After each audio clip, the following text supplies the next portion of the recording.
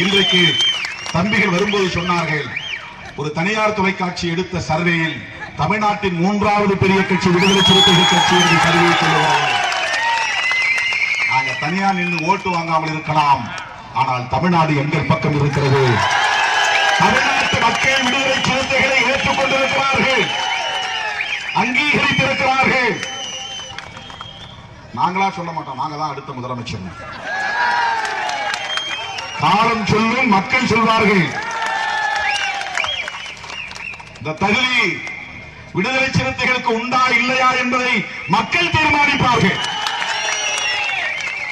எங்களை வெறும் சாதியவாதிகளாக முத்திரை குத்தி ஓரங்கட்ட பார்த்தார்கள், ஒதுக்க பார்த்தார்கள். அதனால்தான் நான் மேடைகளில் முழங்கினேன், எங்களை ஓரங்கட்ட பார்த்தாலும் ஒதுக்கி வைக்க பார்த்தாலும் நாங்களே என்பதை தீர்மானிப்போம். திருமாவளவனா ஒரு தலித் விவரமா உட்காருப்பா, கடைசியா போடு, பின்வரிசையில் போடு. நீ பின்வரிசையில் உட்கார்ந்தாலும் போக்கஸ் பாயிண்ட், போக்கல் பாயிண்ட் தான்.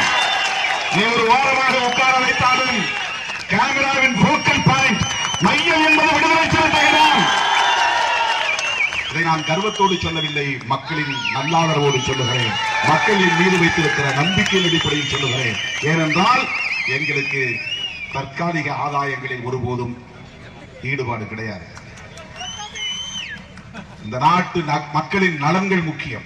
சனாதன சக்திகள் தமிழ் மண்ணில் வேறொன்று ஒருபோதும் அனுமதிக்க மாட்டோம்.